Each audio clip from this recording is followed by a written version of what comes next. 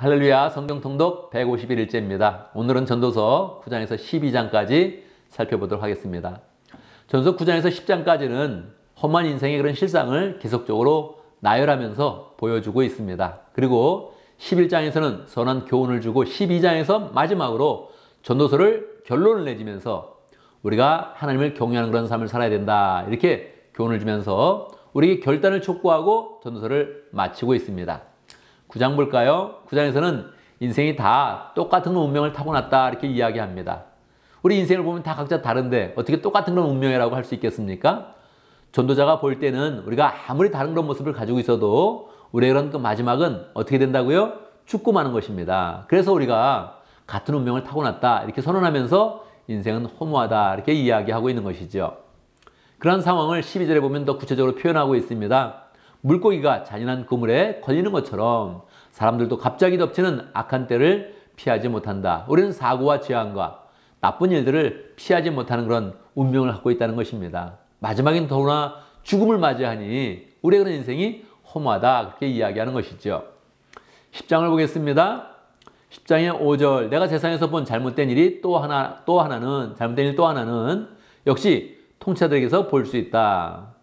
통치자들의 잘못은 무엇일까요? 6절 어리석은 사람을 높은 자리에 앉히고 존귀한 사람을 낮은 자리에 앉히는 것이다. 그러니까 본인이 왕으로서 지금 이야기하는 것인데 주변의 여러 나라들을 보면 어리석은 사람을 높이 앉히고 존귀한 그런 사람들을 낮게 앉힌다는 것입니다.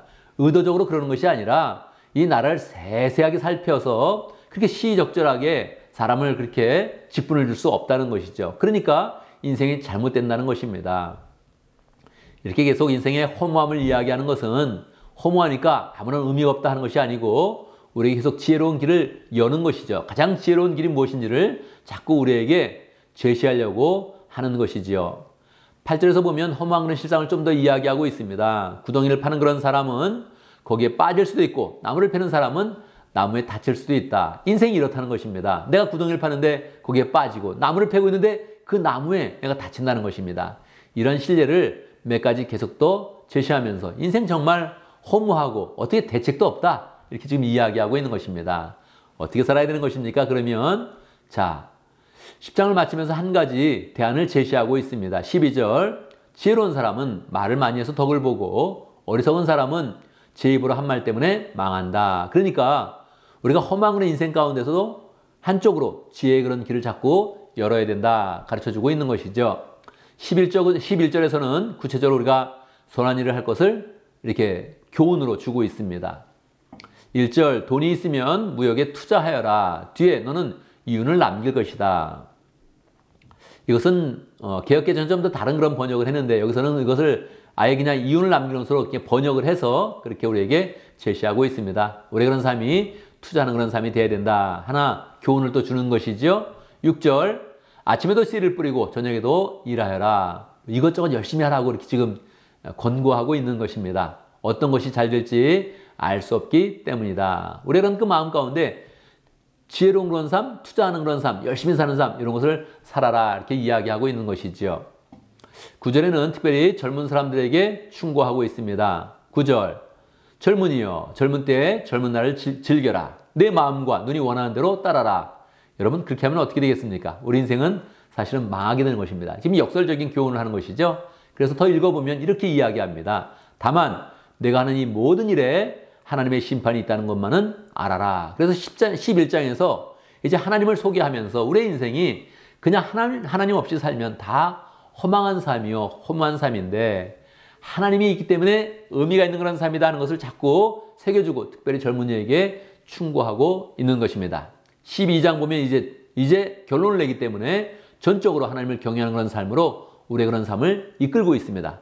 허망한 것에 마음을 두지 말고 허무한 것을 쫓지 말고 하나님을 경외하는 그런 삶을 살아라 이렇게 결론을 내고 있는 것입니다. 1절 젊을 때 너는 너의 창조주를 기억하여라.